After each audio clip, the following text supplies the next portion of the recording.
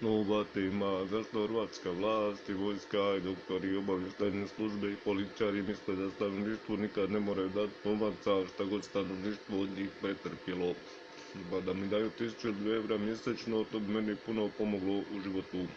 Ali hrvatska policija, vojska i doktori i suradnici, čak i Space agencija, pa vjerojatno i organizacija koja ima NLO letjelice, mene jednog iskorištavaju svojim pokusima i siguran sam da u tom sudjeluje vojna policija i doktori i obavještajci, specijalna antiteroristička policija i hrvatski ministri i doktori i znanstvenici, svi se non stop u tom gradu muvaju već 13 godina.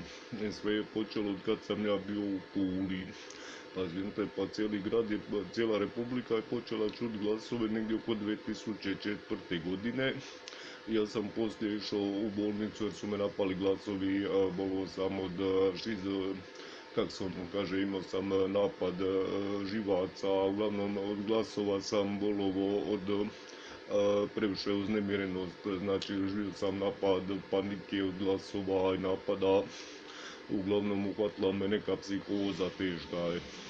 I uglavnom ja sam išao u bolnicu sam zato da me doktor proglasi ludim i onda kad sam izašao iz bolnice odmah me pratila policija i vojna policija. I onda me već 13 godina svaki dan prate i vojna policija iz Pule, i specijalna policija i doktori, i obavještajci, i hipnotizeri. Znači svi oni rade u nekom namještenom poslu, a od mene se očekivalo samo da živim u tom gradu i sve to trpim. Jer oni svi rade namješten posao, ja sam tu samo nevina žrtva. I osim toga niko se ne buni ni protiv masovnih ozvučenja, ni masovnih kršenja ljudskih prava, ni ništa.